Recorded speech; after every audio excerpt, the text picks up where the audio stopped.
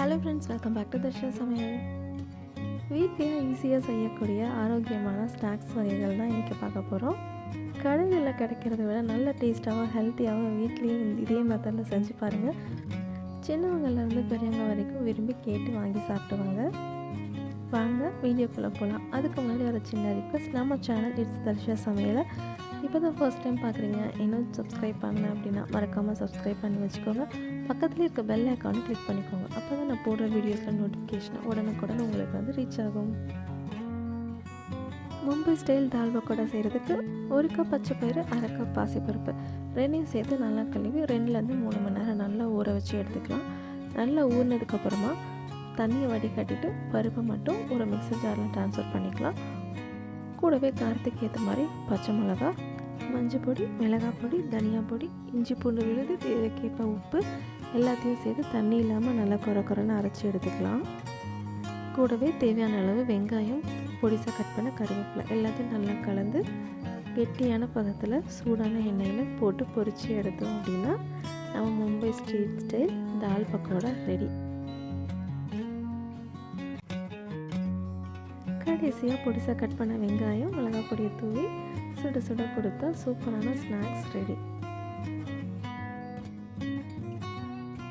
Ragi soup செய்கிறதுக்கு கொஞ்சமாக எண்ணெய், பொடிசாக கட் பண்ண இஞ்சி, பூண்டு, பச்சை மிளகாய் இதெல்லாம் பச்சை வாசனை பொருளுக்கு வதக்கிட்டு கொஞ்சமாக வெங்காயத்தையும் சேர்த்து அதையும் வதக்கிட்டு தேவையான காய்கறிகள் எல்லாத்தையும் சேர்த்துக்கலாம். இன்றைக்கி நான் கேரட், பீன்ஸ், பேபிகார்ன் சேர்த்துருக்கேன்.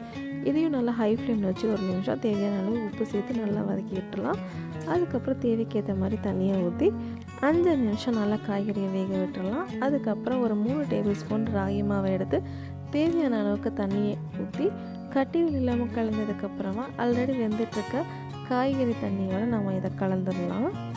ஒரு 10 நிமிஷம் வரைக்கும் மீடியம் ஃப்ளேமில் வச்சுட்டு நம்ம குக் பண்ணிவிட்டு தேவைக்கேற்ற மாதிரி மிளகு பொடி அதையும் நல்லா கலந்து விட்டுட்டு கடைசியாக நல்லா திருவின கொத்தமல்லியும் தூவி விட்டுட்டு நல்லா சூடாக குடித்தோம் அப்படின்னா தொண்டைக்கு எதாவது சூப்பராக இருக்கும். ஸ்ட்ரீட் ஸ்டைல் மசாலா பிரெட் நிறைய பேரோட ஃபேவரட். ப்ரெட்டை வந்து இந்த மாதிரி குட்டி குட்டி ஸ்லைசஸாக கட் பண்ணி எடுத்துக்கலாம். கட் பண்ண ப்ரெட்ஸை வந்து கடாயில் கொஞ்சமாக எண்ணெய் ஊற்றி ஒரு தடவை ஃப்ரை பண்ணி எடுத்துக்கலாம். நல்லா ஃப்ரை ஆனதுக்கப்புறமா இதை ஒரு பிளேட்டுக்கு ட்ரான்ஸ்ஃபர் பண்ணி எடுத்து வச்சுக்கலாம். இப்போ கடாயில் தேவையான அளவுக்கு நம்ம பட்டரை சேர்த்துக்கலாம். அதில் தேவையான அளவுக்கு சில்லி ஃப்ளேக்ஸ், வெங்காயம், பச்சை மிளகாய், கொஞ்சமாக கருவேப்பிலை எல்லாத்தையும் சேர்த்து நல்லா கலந்து விட்டுடலாம். இஞ்சி பூண்டு விழுது சேர்த்து பச்சை வாசனை போகிற அளவுக்கு வதக்கிட்டு கொஞ்சமாக தக்காளியும் சேர்த்துடலாம். கூடவே தேவைக்கேற்ற காய்கறிகள் இன்றைக்கி நான் வந்து கொடமிளகாய் சேர்த்துட்டு அதுக்கு தேவையான அளவுக்கு உப்பு, மிளகாய் பொடி, தனியா பொடி, கரம் மசாலா எல்லாத்தையும் நல்லா கலந்து விட்டுட்டு கொஞ்சமாக தண்ணியை ஊற்றி இதை பச்சை வாசனை போகிற அளவுக்கு நல்லா வேக வச்சு எடுத்துக்கலாம். காய்கறியும் நல்லா வெந்ததுக்கப்புறமா நம்ம ஆல்ரெடி பொரித்து வச்சுருக்க ப்ரெட்டை இதோடு சேர்த்து நல்லா கலந்து விட்டுட்டு ஃபைனலாக துருவின கொத்தமல்லியை தாராளமாக ஸ்ப்ரெட் பண்ணி விட்டுட்டு ஃபைனலாக ஆரிகானோ பவுடரையும் நம்ம நல்லா வந்து ஸ்ப்ரிங்கிள் பண்ணி விட்டுட்டு சுட சர்வ் பண்ணோம் அப்படின்னா சூப்பரான சாட் ரெடி. ஹல்திராம்ஸ் பொங்கல் செய்யலாமா? தேவையான அளவுக்கு பாசிப்பருப்பு எடுத்து அதை நல்லா கழுவிட்டு 1 மணி நேரம் நல்லா தண்ணியில் ஊற வச்சு எடுத்துக்கலாம். நல்லா ஊறினதுக்கப்புறமா இந்த மாதிரி நல்லா பெருசாக இருக்கும். இதை ஒரு நல்ல துணியில் வந்து நம்ம ஆற விட்டுக்கலாம். பருப்பை இந்த மாதிரி நல்லா உதிரியாக வர அளவுக்கு நம்ம காய வச்சு எடுத்துக்கலாம். இப்போ இதை அப்படியே எண்ணெயில் இந்த மாதிரி ஒரு ஜல்லடையில் வச்சு நம்ம மிதமான சூட்டில் இருக்கிற எண்ணெயில் நல்லா பொரித்து எடுத்துக்கலாம். கூடவே கருவேப்பிலை பொரிச்சா ஃப்ளேவர் வந்து கொஞ்சம் அட்டகாசமாக இருக்கும். நல்லா ஆறுனதுக்கப்புறமா தேவையான அளவு உப்பு, மிளகாய் பொடி கலந்தா ஹல்திராம்ஸ் மூங் தால் ரெடி. இன்ஸ்டன்ட் பன்னீர் டிக்கா செய்கிறதுக்கு தயிர், உப்பு, மிளகு பொடி, தனியா பொடி, செஸ்வான் சட்னி எல்லாத்தையும் நல்லா கலந்துக்கலாம். கலந்து விட்டதுக்கப்புறமா க்யூப்ஸாக கட் பண்ணி வச்சுருக்க பன்னீர், கேப்சிகம், ஆனியன் எல்லாத்தையும் நல்லா கலந்து விட்டுட்டு அதுக்கப்புறம் நம்ம அதை ஸ்டிக்ஸில் வந்து ஒன்றா வந்து சொருகிக்கலாம். முதல்ல பன்னீர், அதுக்கப்புறம் கேப்சிகம், அதுக்கப்புறம் ஆனியன். இதே மாதிரி எல்லா ஸ்டிக்ஸும் ரெடி பண்ணதுக்கப்புறமா ஒரு தோசைக்கல்லை நல்லா சூடானதுக்கப்புறமா கீழே எண்ணெய் தேய்ச்சிட்டு அதுக்கு மேலே ஒன்றா நம்ம வச்சுட்டு மேலே லைட்டாக எண்ணெயை மட்டும் அப்ளை பண்ணி எல்லாம் சைடு குக் பண்ணி எடுத்தால் பன்னீர் டிக்கா ரெடி. இன்ஸ்டண்ட்டாகவும் செம்ம டேஸ்டியாகவும் ஒரு ஸ்வீட் செய்யணும் இந்த தேங்காய் திரட்டிப்பால் தான். 2 டேபிள் ஸ்பூன் அளவுக்கு மூங் தால் எடுத்து நல்லா கோல்டன் ப்ரௌன் வர வரைக்கும் நம்ம ரோஸ்ட் பண்ணி எடுத்துக்கலாம். ஃப்ரெஷ்ஷான தேங்காய் அரை மூடி தோலை எடுத்து அதையும் இதோடு சேர்த்து அரைச்சிக்கலாம். நல்லா ஃபைன் பேஸ்ட்டாக அரைக்கிறதுக்கு இதோட கொஞ்சமாக தேங்காய் தண்ணி சேர்த்துக்கிறேன். தேங்காய் தண்ணியில் நார்மல் தண்ணியும் சேர்த்து நல்லா இந்த அளவுக்கு ஃபைன் பேஸ்ட்டாக அரைச்சி எடுத்துக்கோங்க.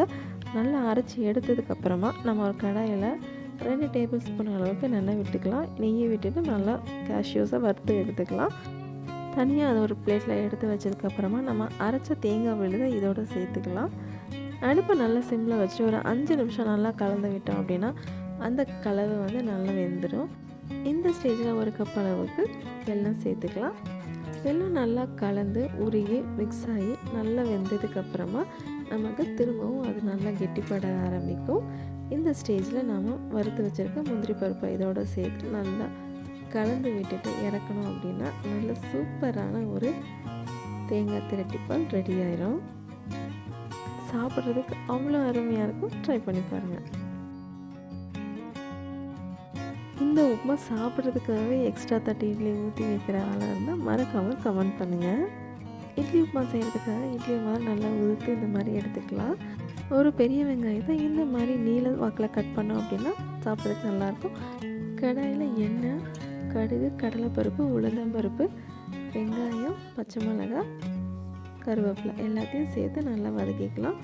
அரை வேக்காடு வதக்கினா போதும். இப்போ தேவையான அளவுக்கு உப்பு, மஞ்சள் பொடி சேர்த்து நல்லா கலந்து விட்டதுக்கப்புறமா நம்ம ஊற்றி வச்சுருக்க இட்லியை இதோடு சேர்த்துடலாம். எல்லாத்தையும் நல்லா கலந்து விட்டுக்கலாம். வெங்காயம் குவான்டிட்டி கொஞ்சம் அதிகமாக சேர்த்து சாப்பிட்டா தான் டேஸ்ட்டு சூப்பராக இருக்கும். இப்போ ஃபைனலாக நல்லா கலந்ததுக்கப்புறமா ஒரு டேபிள் ஸ்பூன் அளவுக்கு இட்லி பொடி தூவி விட்டு கொஞ்சமாக கொத்தமல்லியும் தூவி விட்டு இறக்கணும் அப்படின்னா ஜம்முன்னு நம்ம இட்லி உப்புமா ரெடி. பருத்திப்பால் ஜவ்வரிசி பாயாசம் செய்கிறதுக்கு பருத்தி கொட்டை எடுத்து ஒரு 8 மணி நேரம் நல்லா வாஷ் பண்ணி ஊற வச்சு எடுத்துக்கலாம். நல்லா ஊறுறப்போ பால் தாராளமாக கிடைக்கும்.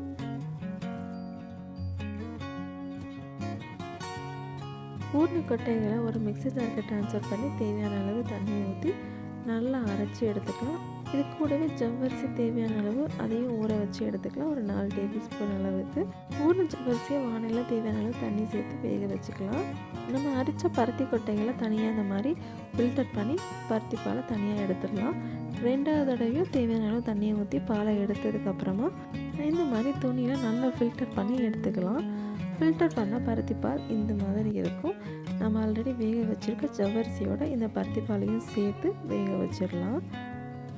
பருத்திப்பால் நல்லா வெந்ததுக்கப்புறமா நம்ம தேவையான அளவுக்கு வெல்லம் சேர்த்துக்கலாம். இப்போ எக்ஸ்ட்ரா ஃப்ளேவர் அண்ட் டேஸ்ட் கொடுக்கறதுக்காக கொஞ்சமாக தேங்காய், ஏலக்காய், சுக்கு தேவையான அளவு தண்ணி ஊற்றி நல்லா அரைச்சி அந்த பாலையும் இதோடு சேர்த்தோம் அப்படின்னா 2 நிமிஷம் கொதிக்க விட்டு தேவையான அளவு முந்திரி, திராட்சை தாளித்து கொட்டி இறக்கணும் அப்படின்னா பாயாசம் ரெடி. பேபிகார்ன் பஜ்ஜி செய்கிறதுக்கு வேக வச்சு குட்டி குட்டியாக கட் பண்ணி வச்சுருக்க பேபிகார்னை நல்லா பஜ்ஜி மாவில் டிப் பண்ணி நல்லா மீடியம் ஃப்ளேமில் சூடான எண்ணெயில் ஒன்றா போட்டு பொரித்து எடுத்தோம் அப்படின்னா சூப்பரான baby corn bajji ready.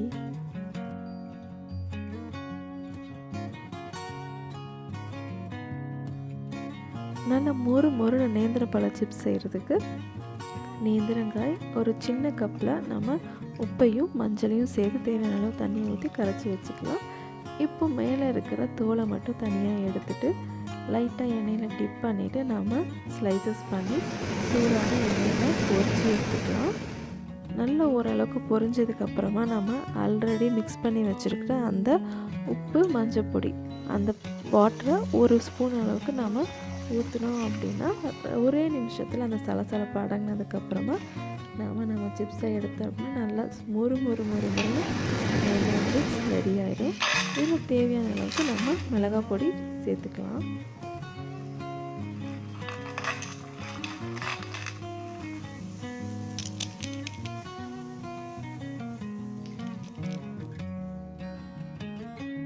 Caramel custard செய்கிறதுக்கு 1 கப் சுகரில் 2 டேபிள் ஸ்பூன் தண்ணியை ஊற்றி நல்லா கேரமலைஸ் பண்ணி ஒரு பவுலுக்கு ட்ரான்ஸ்ஃபர் பண்ணி செட் பண்ணிக்கலாம்.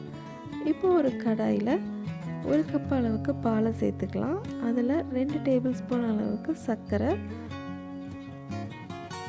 2 டேபிள் ஸ்பூன் அளவுக்கு கஸ்டர்ட் பவுடர் இதையும் சேர்த்து நல்லா கலந்து விட்டு கெட்டியானதுக்கப்புறமா இதை அப்படியே அந்த பவுலில் ட்ரான்ஸ்ஃபர் பண்ணி ஒரு 4 மணி நேரம் குக் பண்ணுறதுக்கு பதிலாக நம்ம ஃப்ரீசர் வச்சு எடுத்தோம் அப்படின்னா சூப்பராக செட் ஆகிடும். செம்ம டெம்டிங்காக டேஸ்டியாக ஜெல்லி மாதிரி இந்த மாதிரி நம்ம கஸ்டர்ட் ரெடி ஆகிடுச்சு. இந்த கேரமல் கஸ்டர்ட் மறக்காமல் ட்ரை பண்ணி பார்த்து எப்படி இருக்குன்னு சொல்லுங்கள். செம்ம டேஸ்டியான தந்தூரி கான் ஒரு முழுக்கான வேக வச்சு எடுத்துக்கலாம். நல்லா வெந்ததுக்கப்புறமா நல்லா ஆறட்டும். ஆறினதுக்கப்புறமா நாம் அதுக்கு மேலே 2 டேபிள் ஸ்பூன் அளவுக்கு தந்தூரி மயோனீஸ், கொஞ்சமாக chilli powder, coriander powder, lemon, black salt எல்லாத்தையும் கலந்து அதுக்கு மேலே நல்லா அப்ளை பண்ணிக்கலாம். ஒரு 5 நிமிஷம் நல்லா செட் ஆனதுக்கப்புறமா நாம் நெருப்பில் இதை டைரெக்டாக வாட்டி எடுத்துக்கலாம். நெருப்பில் வாட்டுறதுனால இதோட எசன்ஸ் அப்படியே அந்த கார்னில் இறங்கி சாப்பிட்றப்போ டேஸ்ட்டு செம்மையாக இருக்கும். தந்தூரி கானை மறக்காமல் ட்ரை பண்ணி பாருங்கள். கஷ்டப்படாமல் செம்ம டேஸ்டியாக கேக் செய்கிறதுக்கு 1 கப் சுகர், 2 டேபிள் ஸ்பூன் அளவுக்கு காஃபி பவுடர், 1/2 கப்பு பால், 1/4 கப் எண்ணெய், 1/2 டேபிள் ஸ்பூன் வெனிலா எசன்ஸ் எல்லாத்தையும் மிக்ஸி ஜாரில் போட்டு நல்லா சுற்றினீங்க அப்படின்னா ஒரு க்ரீமி டெக்ஸ்சர் ரெடி ஆயிரும். இதை ஒரு பவுலுக்கு ட்ரான்ஸ்ஃபர் பண்ணிவிட்டு இப்போ 1 கப் அளவுக்கு மைதா மாவு, கூடவே 1 table spoon baking powder, 1/4 table spoon baking soda எல்லாத்தையும் நல்லா கலந்து விட்டுக்கலாம். கேக் பேட்டர் கன்சிஸ்டன்சிக்காக இன்னும் கொஞ்சம் பால் சேர்த்து அந்த கன்சிஸ்டன்சி கொண்டு வந்துடலாம். இந்த அளவுக்கு இருந்தால் கரெக்டாக இருக்கும். இப்போ ஒரு கேக் டின்னில் லைட்டாக ஆயில் அப்ளை பண்ணிவிட்டு நம்ம இந்த பேட்டரை அப்படியே அதை ட்ரான்ஸ்ஃபர் பண்ணிவிட்டு மேலே சாக்லேட் சிப்ஸை வந்து ஸ்ப்ரெட் பண்ணி விட்டுக்கலாம். அவன் தவா ரெண்டுமே ப்ரீ ஹீட் பண்ணியிருக்கணும்.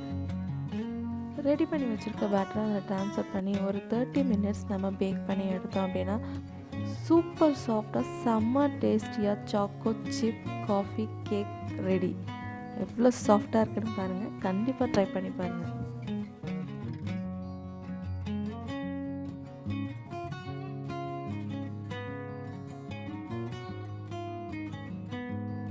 இன்ஸ்டண்ட்டாக ராகி போண்டா.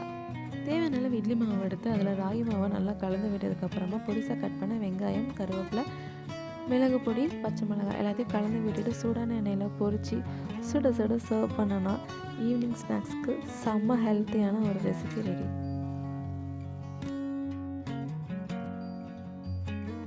தேட்டரில் கிடைக்கிற மாதிரி பட்டரி பாப்கார்ன் செய்கிறதுக்கு 50 கிராம் பாப்கார்ன், 20 கிராம் பட்டரை சேர்த்து நல்லா பட்டர் உருகிற அளவுக்கு வதக்கினதுக்கப்புறமா தேவையான அளவுக்கு மிளகாய் பொடி, மல்லிப்பொடி, கரம் மசாலா சேர்த்து நல்லா சூடாகி பொரியிற ஸ்டேஜ் வர வரைக்கும் வதக்கி விட்டுக்கலாம். அப்போ தான் மசாலா கருகாது, கீழே அடியும் பிடிக்காது. டொமேட்டோ ஃப்ளேவருக்கு நம்ம அவனில் வந்து டொமேட்டோஸை நல்லா ஃப்ரை பண்ணி எடுத்துக்கிட்டு அதை நல்லா மிக்ஸி ஜாரில் போட்டு ஃபைன் பவுடரை அரைச்சி எடுத்து இதோடு சேர்த்தோம் அப்படின்னா டொமேட்டோ ஃப்ளேவர்ட் பாப்கார்னும் ரெடி ஆயிரும்.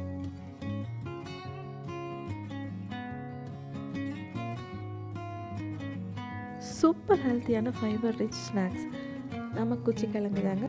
ஸ்ப்ரவுட்டட் பால்மிரா.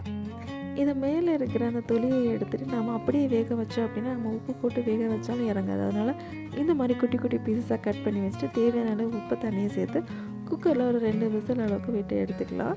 இப்போ நல்லா உப்பெல்லாம் இறங்கி நல்லா வெந்திருக்கும். அதில் இருக்க லைட்டான அந்த கசப்பு தன்மையும் கம்மியாக இருக்கும்.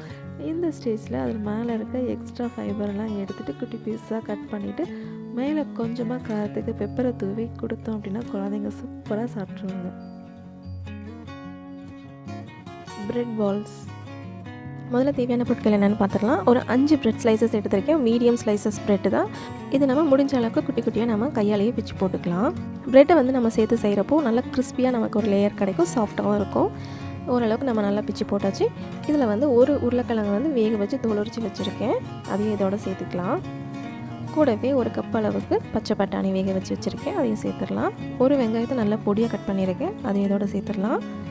கூடவே 2 பச்சை மிளகாய் குட்டியாக கட் பண்ணது, ஒரு 2 டேபிள் ஸ்பூன் வர மாதிரி கொத்தமல்லி, திருவின இஞ்சி ஒரு 1/2 டேபிள் ஸ்பூன், கடலை மாவு ஒரு 1/2 டேபிள் ஸ்பூன், இதுக்கு தேவையான அளவுக்கு உப்பு, 1/4 டேபிள் ஸ்பூன் சீரகத்தூள் இல்லைனா சீரகம் கூட நம்ம நச்சு சேர்த்துக்கலாம், 1 டேபிள் ஸ்பூன் மிளகாய் பொடி, 1 டேபிள் ஸ்பூன் தனியா பொடி, 1/2 டேபிள் ஸ்பூன் கரம் மசாலா, கூடவே கொஞ்சமாக பெருங்காயத்தூள். இது எல்லாத்தையும் சேர்த்து நல்லா மிக்ஸ் பண்ணிக்கலாம். இதில் இருக்க ஈரப்பதத்தை வச்சு நம்ம ஒன்றோட ஒன்று நல்லா கலந்துக்கலாம். கலந்து நமக்கு இன்னும் ட்ரையாக இருந்தது அப்படின்னா நம்ம அதுக்கு ஏற்ற மாதிரி தண்ணி சேர்த்துக்கலாம். நல்லா மிக்ஸ் பண்ணதுக்கப்புறமா நம்ம இதில் ஒரு 2 டேபிள் ஸ்பூன் அளவுக்கு மட்டும் தண்ணி சேர்த்துக்கலாம். அப்போ தான் உருண்டை பிடிக்கிறதுக்கு வரும்.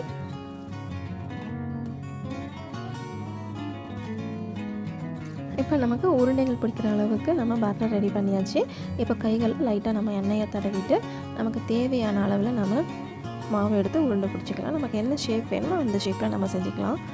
இந்த மாதிரி ரவுண்டாகவும் செஞ்சுக்கலாம். நான் மீடியம் சைஸில் செஞ்சுருக்கேன்.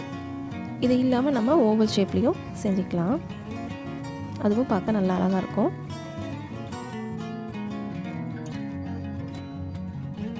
இந்த மாதிரி நமக்கு பிடிச்ச ஷேப்பில் நம்ம எல்லா மாவையும் ரோல் பண்ணி எடுத்துக்கலாம். எல்லா மாவும் ரெடி ஆனதுக்கப்புறமா நம்ம நல்லா மீடியம் ஃப்ளேமில் எண்ணெய் நல்லா சூடானதுக்கப்புறமா ஒன்று ஒன்றா பொரித்து எடுத்துடலாம். மீடியம் ஃப்ளேம்லேயே வச்சு நம்ம பொரித்தோம் அப்படின்னா கரெக்டாக இருக்கும். உள்ளேயும் நல்லா வெந்துடும், வெளியவும் கருகாது. இல்லைன்னா வெளியே மட்டும் நல்லா கலர் சேஞ்ச் ஆகிடும், உள்ளே வந்து வேகாமல் இருக்கும். அதனால் மீடியம் ஃப்ளேமில் ஒரு 1.5 நிமிஷம் கிட்ட வச்சு நம்ம நல்லா வேக வச்சு எடுத்தோம் அப்படின்னா சூப்பரான கிறிஸ்பியான ப்ரெட் பால்ஸ் ரெடி ஆகிடும். நமக்கு வீட்டில் இருக்க வெஜிடபிள்ஸை வச்சு நம்ம இந்த மாதிரி ட்ரை பண்ணோம் அப்படின்னா ஸ்கூல் விட்டு ஈவினிங் வர பசங்களுக்கு சுட சுட இந்த மாதிரி செஞ்சு கொடுத்தோம் அப்படின்னா ரொம்பவே விரும்பி சாப்பிடுவாங்க. ஹெல்த்தியான ஒரு ஸ்நாக்ஸாகவும் இருக்கும். இன்னும் ஹெல்த்தியாக வேணும் அப்படின்னா நம்ம ஏர் ஃப்ரையரில் கூட இதை ஃப்ரை பண்ணி எடுத்துக்கலாம். இந்த மழைக்காலத்துக்கு நல்ல சுட சுட 2 ப்ரெட் பால்ஸும் டீயும் குடித்தோம் அப்படின்னா ஈவினிங் ஜம்முன்னு இருக்கும். ரோட்டுக்கடை பட்டாணி சுண்டல் 5 மணி நேரம் நல்லா ஊற வச்ச பட்டாணியோட தேவையான உப்பு மஞ்சள் பொடி சேர்த்து ஒரு விசில் விட்டு வேக வச்சு எடுத்துக்கலாம். தேவையான அளவுக்கு இப்போ வெங்காயம், தக்காளி, பச்சை மிளகா, இஞ்சி பூண்டு எல்லாத்தையும் நல்லா ஃபைன் பேஸ்ட்டாக அரைச்சி எடுத்துக்கலாம். கீழே பேஸ்க்கு பூரி பொரித்து எடுத்துக்கலாம். பட்டாணி நல்லா வெந்ததுக்கப்புறமா ஒரு கடையில் தேவையான எல்லாம் ஊற்றி அரைச்சி வச்ச விழுது பச்சை வாசனை பொருளுக்கு நல்லா வதக்கிட்டு தேவையான அளவு உப்பு, மிளகாய் பொடி, மல்லிப்பொடி, கரம் மசாலா சேர்த்து பச்சை வாசனை போனதுக்கப்புறமா வேக வச்ச பட்டாணியை அதோடு சேர்த்து தேவையான அளவு தண்ணியை ஊற்றி ஒரு 5 நிமிஷம் கொதிக்க விட்டு இறக்கினதுக்கப்புறமா பொரிச்ச பொடியை உடச்சி போட்டு வேக வச்ச சுண்டலையும் அது மேலே ஊற்றி தேவையான அளவுக்கு நம்ம வெங்காயம், கேரட், கொத்தமல்லியும் பிடிச்ச மாதிரி சர்வ் பண்ண வேண்டியதுதான். ரோட்டுக்கடை காளான் பெப்பர் ஃப்ரை 200 கிராம் காளானை இந்த மாதிரி குட்டி குட்டி பீஸாக கட் பண்ணி எடுத்துக்கலாம். கடாயில் தேவையான அளவுக்கு எண்ணெய், பொடிசாக கட் பண்ண பூண்டு, இஞ்சி, பச்சை மிளகாய் எல்லாத்தையும் நல்லா வதக்கினதுக்கப்புறமா பொடிசாக கட் பண்ணி வச்சுருக்க வெங்காயத்தையும் நல்லா வதக்கினதுக்கப்புறமா தக்காளியும் சேர்த்து நல்லா வதக்கிட்டு தேவையான அளவு உப்பு, மஞ்சள் பொடி, கரம் மசாலா, மிளகு பொடி எல்லாத்தையும் சேர்த்து நல்லா வதக்கினதுக்கப்புறமா கட் பண்ணி வச்சுருக்க காளானி இதோட சேர்த்து நல்லா வதக்கி ஒரு 10 நிமிஷம் நல்லா வெந்ததுக்கப்புறமா ஃபைனலாக ஒரு 1/2 டேபிள் ஸ்பூன் அளவுக்கு மிளகு பொடியை தூவி இறக்கணும் அப்படின்னா சுட சுட பெப்பர் மஷ்ரூம் மசாலா ரெடி ஆகிடும்.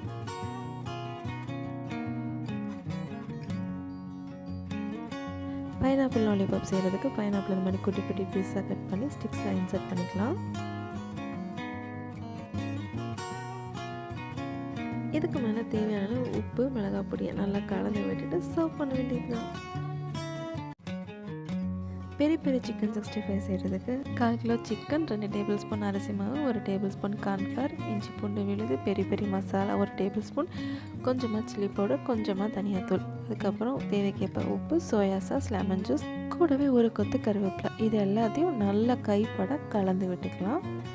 ஒரு 1/2 மணி நேரம் ஃப்ரீசரில் வச்சு எடுத்து அதுக்கப்புறம் சூடான எண்ணெயில் பொரித்து எடுத்தோம் அப்படின்னா நல்லா மொறுன்னு சிக்கன் 65 விட சூப்பரான ஒரு டேஸ்ட்டில் பெரிய பெரிய சிக்கன் 65 ரெடி ஆயிரும்.